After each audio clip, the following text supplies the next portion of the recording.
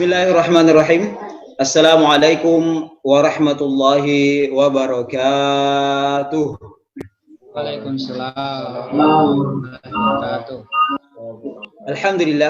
Alhamdulillahilladzi an'ama alaina bi ni'matil iman wal islam wa bihi nasta'inu ala umuri dunyana wa akhrana wa bi ni'matihi tatimmus salihat. Salatan wa salaman ala sayyidil mursalin Muhammadin sallallahu alaihi wasallam wa ala alihi wa ashabihi wa man sara ala nahjihi wa ihtada bihadihi ila yaumiddin, amma ba'du. Alhamdulillah wa syukurillah, pada kesempatan ini kita kembali dipertemukan oleh Allah Subhanahu wa taala dalam sebuah majelis yang mudah-mudahan senantiasa diridhai oleh Allah Subhanahu wa taala, dan dengan ridhonya pula lah nantinya mudah-mudahan dapat mengantarkan kita untuk menggapai jalan menuju surganya kelak. Begitu pula dengan ridha Allah Subhanahu wa taala, mudah-mudahan kita dihindarkan dari sayyi'il asqam atau wabah di tengah pandemi COVID-19 yang kita hadapi bersama seluruh dunia pada saat ini. Baik, insya Allah pada kesempatan ini kita kembali akan membahas masalah fiqhul ibadat.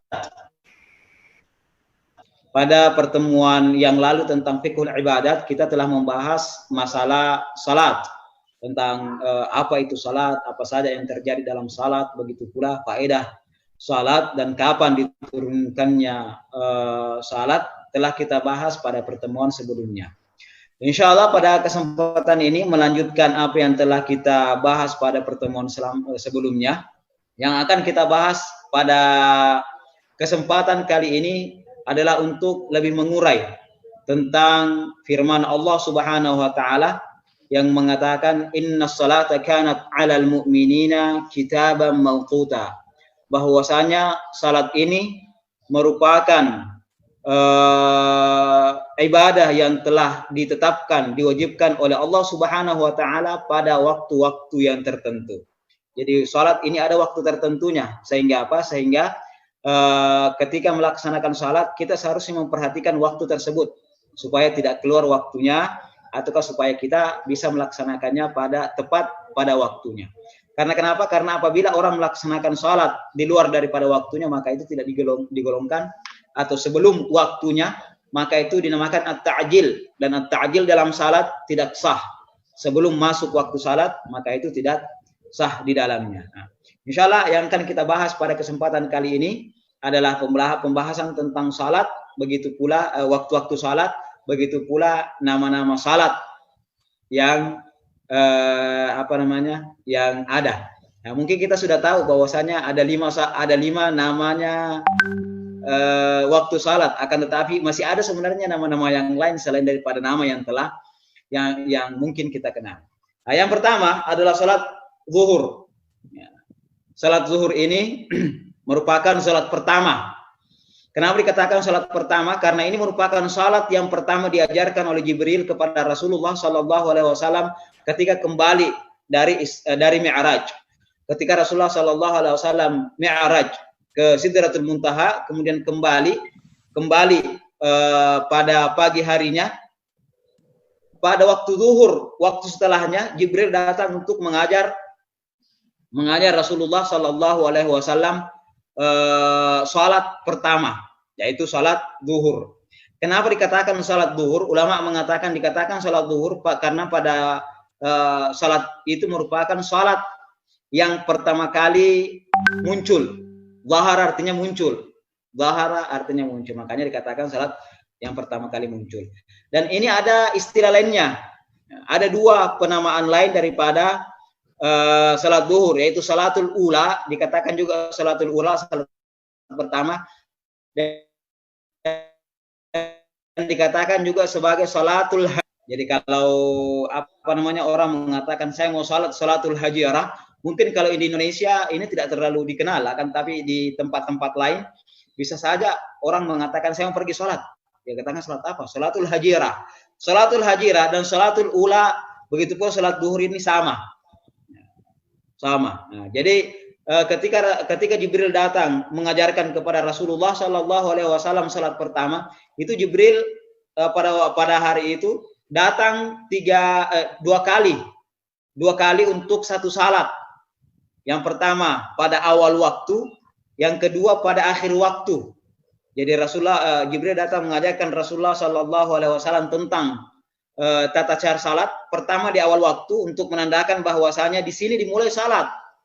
Begitu pula datang lagi di akhir waktu untuk mengajarkan bahwasanya ini merupakan akhir waktu daripada salat. Nah, makanya kalau kita biasa dengar untuk masalah salat ini, masalah salat ada kita dengar yang biasanya mengatakan ada adaan, kemudian ada i'adah dan ada qadaan. Adaan artinya apa? Adaan artinya kita melaksanakan salat itu pas pada waktunya, tidak keluar dari waktu. I'adatan, jadi kita bisa orang niat i'adah, artinya mengulang salatnya. Ketika apa? Ketika seseorang melihat bahwasanya salatnya yang pertama telah dilaksanakan dan dia sebenarnya sudah lepas dari kewajiban. Akan tetapi dia ingin mendapatkan pahala yang lebih banyak. Misalnya tadinya dia salat duhur sendiri, kemudian mendapatkan jemaah untuk salat bersama, dia salat kembali, salat jemaah dengan orang tersebut. Ini yang namanya i'adah. I'adah ini biasanya dikatakan oleh para ulama jatuhnya sunnah. Jatuhnya sunnah kalau i'adah. Jadi kalau i'adah, usalli misalnya fardha, salatil dhuhri i'adatan, mustaqbilal qiblati arba'a raka'atin lillahi ta'ala. I'adah, dikatakan i'adah. Dan itu biasa. Kalau di kita mungkin jarang-jarang terjadi. Sama seperti Rasulullah Shallallahu Alaihi Wasallam ketika duduk-duduk bersama para sahabat, ada seseorang sahabat masuk salat di Masjid Nabawi pada saat itu. Kemudian ketika masuk salat, ini orang salat sendiri, salat fardu sendiri. Kemudian Rasulullah Shallallahu Alaihi Wasallam mengatakan bahwasanya siapa yang ingin bersedekah sama orang tersebut. Bersedekah dalam artinya apa? Kalau sendiri dia cuma mendapatkan pahala salat sendiri, salat munfarid atau salatul fardhi istilahnya. Nah, ketika ada orang yang ikut dengan dia, maka insya Allah dia akan mendapatkan pahala jemaah. Nah, makanya meskipun kita sudah salat jemaah, mendapatkan orang yang salat sendiri, maka bisa ikut salat untuk bersedekah sebagaimana yang dikatakan oleh Rasulullah Sallallahu Alaihi Wasallam. Nah, kemudian adapun awal waktu dari zuhur ini, awal waktu di dalam hadis yang panjang, ada sebuah hadis panjang yang diriwayatkan dari Rasulullah Sallallahu Alaihi Wasallam menjelaskan tentang waktu-waktu salat ini. Jadi waktu dimulainya adalah ketika matahari tergelincir sedikit dari tengah. Jadi ketika orang atau ketika suatu benda itu yang tadinya tidak mempunyai bayangan, ketika matahari berada di atas, ketika benda tersebut sudah memiliki bayangan sedikit, maka itu merupakan waktu duhur. Jadi itu menjadi waktunya salat duhur. Jadi tidak boleh orang salat sebelumnya, kecuali apa? Kecuali Jumat. Nah, Jumat itu boleh dilaksanakan, orang boleh azan sebelum. Kalau tinggal sedikit masuk waktu duhur, itu sudah boleh azan dan sudah boleh khutbah. Kecuali itu Jumat. Karena kenapa? Kalau ulama Hambali sendiri mengatakan, ini pendapatnya ulama Hambali mengatakan ketika khatib dan imam itu sudah datang, maka pada saat itu sudah boleh hukumnya mengumandangkan azan untuk salat Jumat. Adapun selain daripada hal itu, selain daripada waktu Jumat ini, maka awal waktunya adalah ketika lewat sedikit. Nah, ini perlu perlu sedikit mungkin dijelaskan bahwasanya perbedaan antara sebab masuknya waktu salat dan sebab kita melakukan puasa pada bulan Ramadan itu berbeda. Kenapa? kalau masuknya bulan puasa itu harus ditetapkan berdasarkan ru'yat, harus dilihat memang, harus dilihat. Kalau masuknya waktu salat ini tidak perlu orang melihat, yang penting sudah ada dalil, sudah ada petunjuk yang dapat memberikan kepada kita informasi secara ghalabatuz dzan atau adzan, biar tidak sampai yakin, mengatakan bahwasanya sudah masuk waktu duhur. Sudah masuk waktu duhur, maka insya Allah itu sudah masuk waktu duhur, meskipun tidak ada orang yang pergi di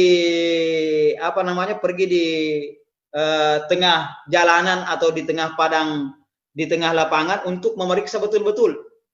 Jadi yang jelas sudah masuk waktunya, maka itu boleh. Makanya di dalam penentuan waktu sholat itu bisa dihubungkan dengan waktu-waktu sholat berdasarkan ilmu falak yang ada. Berbeda dengan waktu masuknya bulan Ramadan.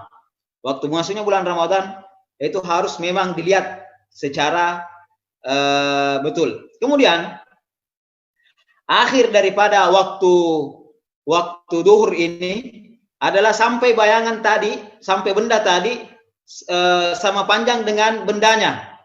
Bayangannya sama panjang dengan bendanya sama panjang dengan bayangannya. Yang mana disamakan? Bukan. Bayangannya sama panjang dengan bendanya. Bukan benda yang disamakan, kan? Bayangan yang menyamakan ke benda. Jadi bayangannya sama panjang dengan bendanya. Kalau sudah sama panjang dengan bendanya, maka itu merupakan waktu masuknya duhur menurut jumhur. Perhatikan, menurut jumhur. Kalau ulama Hanafi itu ketika bayangan itu 2 kali panjang dari bendanya. Ya, jadi ini kalau teman-teman sekalian, ikhwani wa akhwati fillah, pergi atau melakukan perjalanan misalnya di tempat yang mana tempat tersebut merupakan tempat diterapkan di dalamnya mazhab Hanafi, maka jangan heran. Mereka biasanya azan untuk masuk waktu asar. Sebelum untuk masuk waktu asar itu ketika panjang bayangan 2 kali dari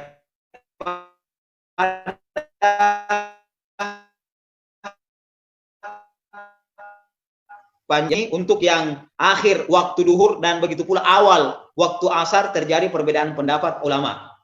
Nah, kemudian ulama membagi waktu-waktu di dalam waktu salat ini, itu membagi untuk waktu duhur dibagi sampai 7 bagian. Dibagi 7 bagian. Kenapa? Karena salat kan dilaksanakan 4 rakaat dalam waktu duhur, itu tidak kita bisa laksanakan di awal, di tengah, dan di akhir. Artinya apa? Artinya kewajiban yang diberikan oleh Allah Subhanahu wa taala itu tidak sama dengan waktunya, sehingga dikatakan bahwasanya salat 5 waktu merupakan fardun muwassa. Apa yang namanya fardun muwassa? Fardun muwassa adalah fardu atau kewajiban yang diberikan oleh Allah Subhanahu wa taala, yang mana perbuatan yang dilakukan itu tidak sama atau waktunya. Berbeda dengan puasa Ramadan. Puasa Ramadan selama Ramadan tidak boleh kita mengatakan saya tidak mau puasa 1 hari. Karena kalau mengatakan tidak mau puasa 1 hari dan mengatakan nanti, maka itu sudah keluar waktunya. Dan kalau sudah keluar waktunya, maka kita kalau sengaja meninggalkan, maka itu berdosa. Kalau sholat tidak. Makanya sholat ini ulama membagi dalam 7 bagian. Yang pertama adalah ada yang namanya waktul fadilah, waktu utama untuk melaksanakan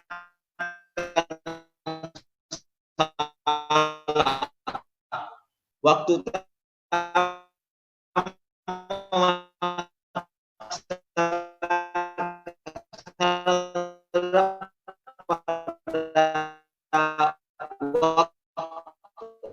pada awal waktu.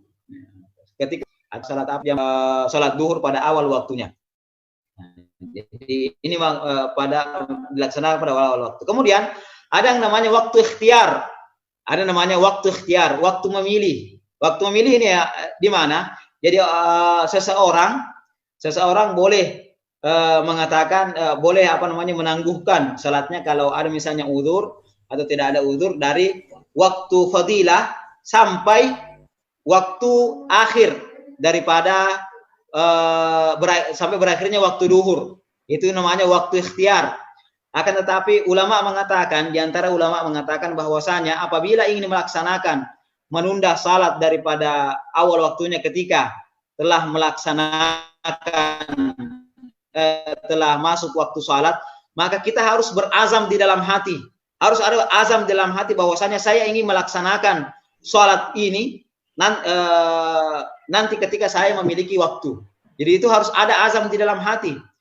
Sebagian ulama mengatakan kalau tidak ada azamnya di dalam hati ketika masuk waktu dan tidak ada azamnya dalam hati, maka dia berdosa. Sebagian ulama mengatakan seperti itu. Makanya azam inilah juga nantinya yang dapat memberikan peluang bagi orang yang sudah masuk waktu kemudian meninggal dunia, ya kan? Kalau sudah berazam berarti dia sudah mau melaksanakan salat dan itu sudah dihitung pahala di sisi Allah Subhanahu wa taala.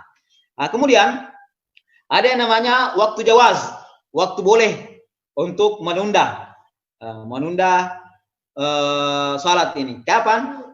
Bolehnya menunda ketika ada uzur. Ketika ada uzur adalah dari awal waktu sampai tersisa waktu kita bisa melaksanakan salat, mulai dari takbiratul ihram sampai salam. Nah, itu namanya waktu jawaz sampai di situ. Sebelum ini itu namanya waktu jawaz. Waktu jawaz. Setelahnya kalau setelah daripada hal itu, kalau masih ditunda itu sudah masuk waktu hurma istilahnya. Sudah masuk waktu hurma. Jadi haram hukumnya untuk menunda. Kalau menunda maka berdosa. Mereka inilah yang masuk nantinya dalam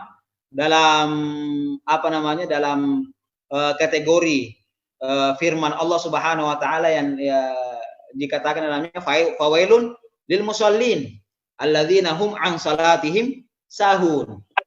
Celakalah bagi orang-orang yang salat, yang mana menunda salat, menunda sampai tinggal 1 menit. Kalau kita tinggal 1 menit atau tinggal 2 menit lagi masuk waktu setelahnya. Nah, kemudian itu namanya waktu hurma. Kemudian ada namanya waktu darurah. Ini sebagian ulama, utamanya ulama Syafi'i. Ada istilahnya waktu darurah. Apa itu? Ini berlaku bagi kebanyakan bagi perempuan ataukah orang yang pingsan kemudian siuman. Jadi ketika dia misalnya pingsan dari sebelum masuk waktu duhur sampai terakhir waktu duhur, yang mana sudah lewat waktunya, waktu yang cukup untuk melaksanakan salat. Jadi tinggal bisa takbiratul ihram. Maka kalau orang yang pingsan tadi ini waktu untuk mandi, karena sunnah untuk mandi, ataukah kalau tidak mandi maka waktu untuk berwudu dan takbiratul ihram sebelum masuknya waktu asar, maka itu masih diwajibkan baginya untuk melaksanakan salat. Sama seperti ketika perempuan misalnya berhenti haid pada saat itu. Pada saat itu maka sebagian haid, dan ketika berhenti haid itu memiliki waktu yang cukup untuk mandi, kemudian berpakaian, berwudu, dan takbiratul ihram. Kalau ini untuk waktu darurat. Jadi waktu darurat bagi perempuan ini juga berlaku. Makanya biasa ada orang bertanya, bagaimana dengan perempuan yang misalnya kan ada ketika waktu asar berhenti haid, apakah dia juga wajib untuk sholat duhur? Ini kayaknya sudah dibahas pada pertemuan selanjutnya. Dan ini Ini pembahasannya dalam ulama Syafi'i. Dalam pembahasan ulama Syafi'i terjadi perbedaan pendapat. Mereka mengatakan bahwasanya apabila perempuan tersebut sudah tidak punya waktu cukup lagi untuk mandi, berwudu, berpakaian dan untuk sholat, maka itu tidak wajib hukumnya untuk melaksanakan sholat duhur. Nah, makanya ini dikatakan sebagai waktu daruratin. Adapun kalau masih cukup sampai takbiratul ihram sebelum keluar daripada waktu sholat, maka itu diwajibkan bagi perempuan untuk mandi, berpakaian, kemudian berwudu, melaksanakan sholat dengan takbiratul ihram. Itu diwajibkan. Makanya harus diperhatikan kapan berhenti hal tersebut. Kemudian waktu udzur. Yang keenam adalah waktu udzur, waktu yang mana di dalamnya dibolehkan dijamak antara boleh menjamak antara sholat duhur dan sholat asar. Jadi boleh waktu duhur keluar dari waktunya dan dikerjakan pada waktu asar. Nah, bagaimana hukumnya? Bagi orang yang sepotong sholatnya keluar?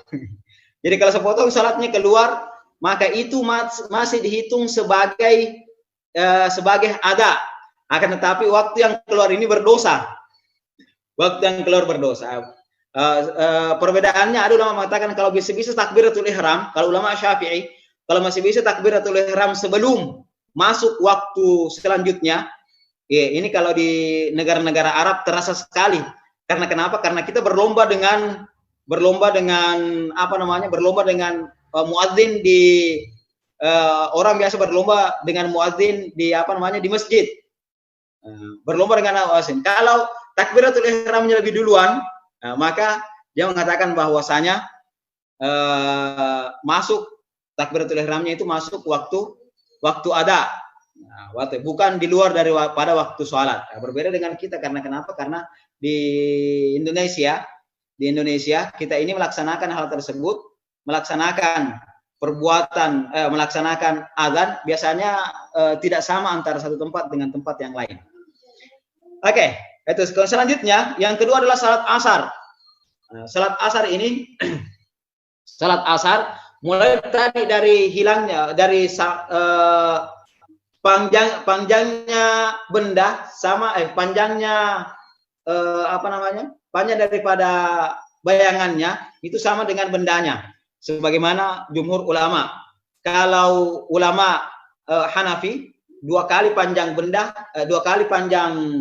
bayangan daripada bendanya. Dan salat asar ini dikenal juga dengan salatul asri. Jadi kalau mendapatkan saudara-saudara sekalian, ikhwani wa akhwati fillah, mendapatkan salat dengan nama salatul asri. Salatul asri itu juga salat asar. Salatul asri itu juga salat asar. Dan waktunya sampai kapan? Waktunya sampai mulai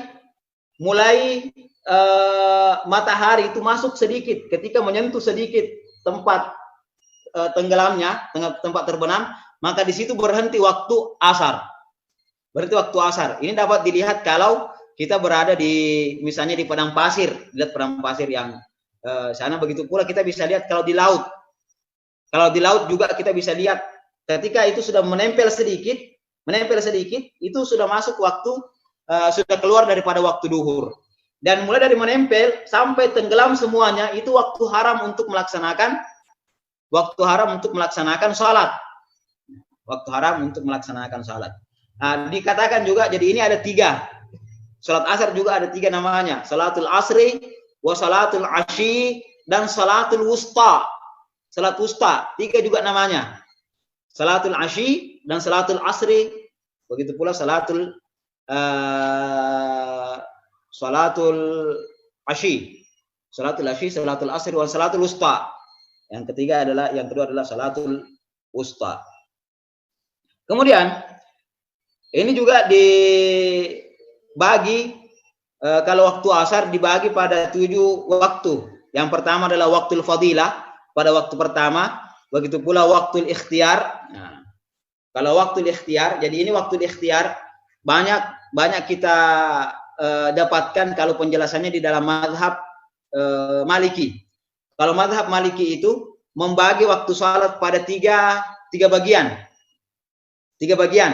Jadi kalau ulama Maliki membagi waktu sholat tiga bagian. Sepertiga yang pertama merupakan waktu afdal, sepertiga yang kedua merupakan waktu bolehnya untuk menunda salat ketika ada udzur, dan sepertiga yang terakhir itu waktu darurah menurut ulama Maliki. Artinya apa? Artinya sepertiga yang terakhir ini, orang pada saat itu tidak boleh lagi menunda salat. Kalau ulama Maliki sepertiga waktu salat yang terakhir tidak boleh lagi menunda salat. Nah, makanya untuk waktu ikhtiar ini, waktu bolehnya menunda, ulama Syafi'i dan begitu pula yang lain mengatakan bahwasanya waktu ikhtiar itu boleh sampai kapan? Sampai bayangan benda 2 kali dari bendanya. Bayangan benda 2 kali dari bendanya. Untuk apa? Ini untuk menggabungkan hadis yang dipakai oleh ulama Hanafi beristidlal dan hadis yang dipakai oleh jumhur untuk beristidlal. Jumhur memakai hadis bahwasanya jarak itu sampai bayangan sama dengan bendanya. Ulama Hanafi ada hadis yang mereka jadikan sebagai patokan bahwasanya ketika bayangan itu 2 kali dari bendanya baru baru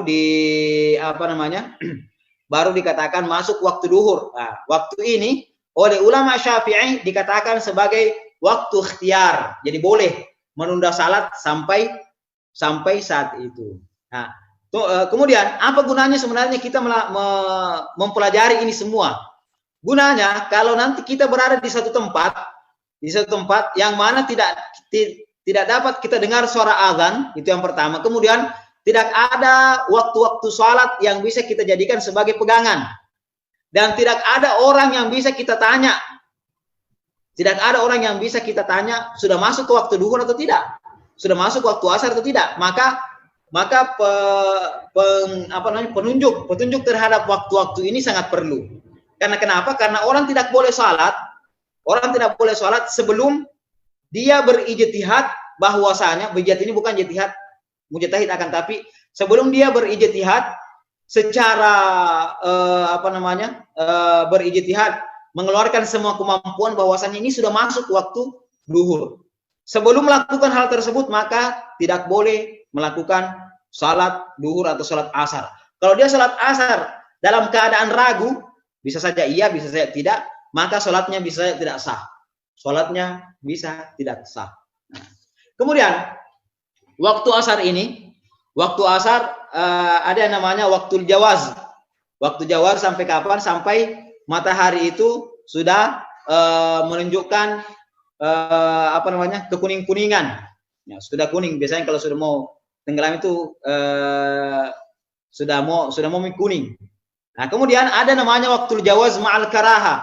Boleh menunda pada saat sampai waktu ini, akan tetapi makruh hukumnya. Yaitu kapan? Yaitu sampai menguningnya matahari dan waktu sholat tinggal waktunya orang sholat sama dengan sama dengan pekerjaannya. Jadi kalau kita sholat dari Allahu Akbar sampai assalamualaikum, itu pas kita mengatakan assalamualaikum, pas juga masuk waktu duhur, waktu haram untuk melaksanakan salat, itu keluar daripada waktu asar. Nah, kemudian ada namanya waktu hurma, waktu haram, yaitu ketika masih menunda, sudah masuk misalnya tinggal 10 menit, masih ditunda. Atau kalau 5 menit, kalau kita mengatakan bahwasanya kita bisa sholat dalam 5 menit, masih ditunda, maka itu sudah masuk waktu haram. Nah, kemudian ada namanya waktu darurah. Nah, sama seperti tadi, waktu darurah, kalau di akhir waktu, kemudian tinggal bisa mandi, berpakaian, kemudian melaksanakan berwudu dan bisa takbiratul ihram, maka itu dibolehkan. Yang terakhir adalah waktu uzr, yaitu yakni waktu di mana boleh melaksanakan salat asar pada waktu duhur, jadi bukan pada waktunya. Makanya dikatakan sebagai waktu duhur. Kemudian yang ketiga, sholat maghrib. Bagaimana Ustaz? Dilanjut atau dicoba sampai sini? Dilanjut. Lanjut. Oke. Kemudian selanjutnya adalah waktu maghrib. Kenapa dikatakan waktu maghrib? Karena garaba itu artinya tenggelam. Jadi waktunya tenggelam matahari. Dan dikatakan bahwasanya ketika matahari tenggelam ini, ketika matahari tenggelam, itu tenggelam sepenuhnya,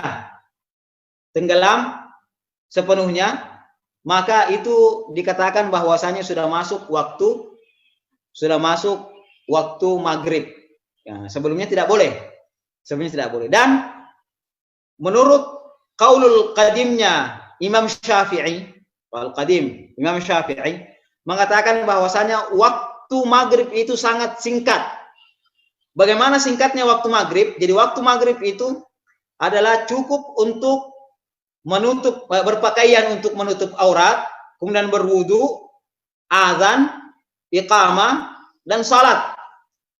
Jadi ketika setelah selesai salat, maka selesai juga waktu waktu maghrib. Itu menurut pendapatnya Imam Syafi'i yang dulu, dan ini bagi sebagian ulama masih dipakai. Jadi waktunya sangat singkat. Jadi waktu saja diberikan waktu untuk apa? Untuk menutup aurat, kemudian azan, qamat, kemudian salat sunat, dan salat maghrib 3 rakaat. Itu saja waktunya. Setelah itu maka dikatakan bahwasanya waktu itu dikatakan bahwasanya sudah keluar waktu maghrib, habis waktu maghrib. Nah, itu yang pertama. Itu qaul qadimnya Imam Asy-Syafi'i. Adapun qaul jadidnya, ulama Syafi'i, Imam Syafi'i mengatakan bahwasanya itu sampai hilangnya syafaq merah. Hilangnya syafaq merah, hilangnya bayangan-bayangan merah di langit. Kalau sudah hilang bayangan-bayangan merah di langit, sudah hilang betul-betul bayangan-bayangan tersebut, maka itu dikatakan bahwasanya sudah masuk waktu Isya. Dan perlu diketahui bahwasanya dulu salat maghrib ini dikatakan juga sebagai waktu Isya. Makanya orang-orang dulu mengatakan salat maghrib ini adalah salatul Isya al-awwal, dan salat Isya adalah salat Isya yang kedua. Jadi 2 salat Isya al-awwal, akan tetapi Rasulullah sallallahu alaihi wasallam tidak ridha atau tidak menyukai penyebutan salatul Isya al-awwal terhadap salat maghrib. Makanya salat maghrib yang ada sampai sekarang. Nah, kalau salat maghrib sebagaimana yang tadi ini waktunya sangat singkat sekali, makanya kalau bisa tidak ditunda-tunda. Kapan kita mampu untuk melaksanakan salat maghrib, maka silakan laksanakan pada saat itu. Kemudian yang keempat adalah salat Isya. Salat Isya dikatakan juga sebagai salatul atamah. Salat al-atamah. Nah, kenapa dikatakan sebagai al-atamah? Karena salat ini merupakan salat dilaksanakan ketika al-atamah, ketika gelap gulita. Al-atam itu gelap gulita, artinya tidak ada lagi bayang-bayangan. Karena kenapa? Kalau tidak ada bulan pada waktu istilahnya yang tidak ada bulan, itu ketika hilang bayangan-bayangan matahari, itu gelap gulita. Kita tidak bisa mengingat apa-apa. Nah, makanya ada hadis Rasulullah sallallahu alaihi wasallam yang mengatakan, walau ya'lamuna ma fil atama was subhi la atauhuma walau habwan.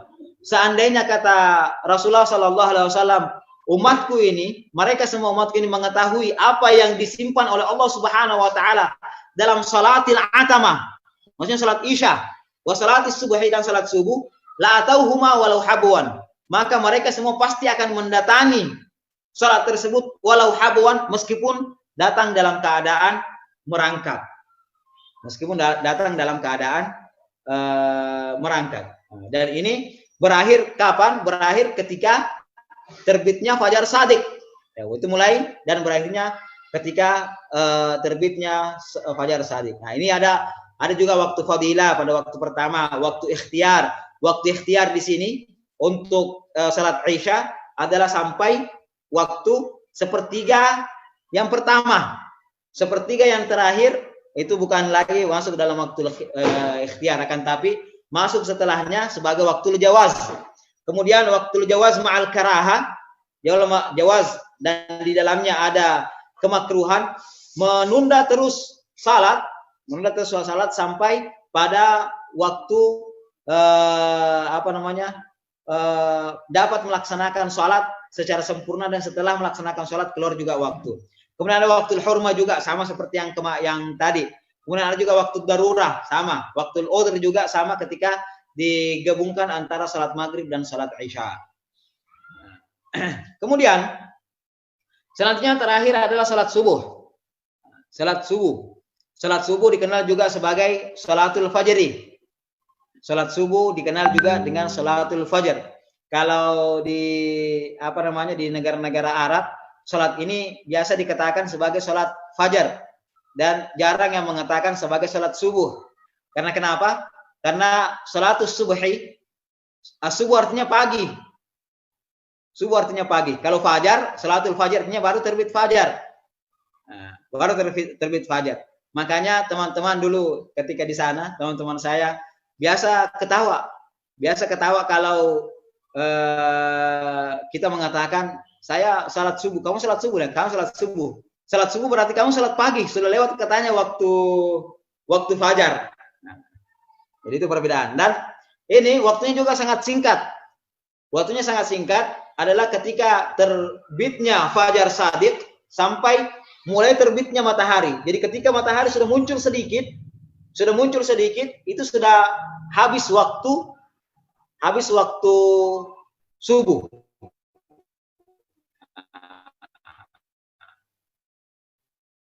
Habis subuh. Dan kalau sudah masuk waktu, sudah keluar waktu, berarti niatnya seharusnya kalau dalam mazhab Syafi'i, kalau yang mensyaratkan hal tersebut, maka harus qadaan. Karena kenapa? Karena dalam niat juga ini terjadi perbedaan pendapat ulama. Kemudian ini juga dibagi terhadap waktu fadilah, ada waktu fadilahnya, ada waktu ikhtiarnya, ada waktu jawaznya, ada waktu jawaz ma'al karaha, ada waktu darurahnya, ada waktu hurmanya, dan tidak ada waktu udhri. Kenapa tidak ada waktu udhur? Karena salat subuh tidak pernah salat subuh ini tidak pernah dijamak dengan salat yang lain. Tidak pernah dijamak dengan salat yang lain. Kemudian selanjutnya di dalam salat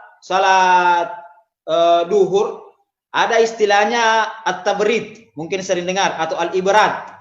Jadi kalau istilah Bugisnya mapa kece esoh. Artinya apa? Didinginkan dulu supaya kita tidak ke masjid melaksanakannya dalam keadaan panas sekali. Akan tetapi ini cuma ada pada waktu musim panas. Kalau kita di Indonesia musimnya sedang-sedang saja, tidak ada yang panas sekali. Kalau di negara yang 4 musim, itu biasa kalau musim panas, pada waktu baru masuk waktu duhur itu panas sekali. Sunnah boleh mengakhirkan, ada hadis boleh mengakhirkan waktu salat hatta tabrid asy-syams, sampai dingin-dingin sedikit matahari. Bukan artinya matahari menjadi dingin, akan tetapi dingin-dingin sedikit, tidak terlalu panas. Kemudian salat pada awal waktu, sebagaimana tadi banyak sekali salat waktu ini merupakan afdalul a'mal. Karena kenapa? Karena masuk dalam hadis Rasulullah sallallahu alaihi wasallam. Kemudian apabila orang yang salat ini tidak takbiratul ihram pada waktunya, maka dia sudah dikatakan bahwasanya dia harus berniat qada, sebagaimana tadi dijelaskan dan diharamkan untuk mengakhirkan, menunda waktu sholat sampai keluar waktunya.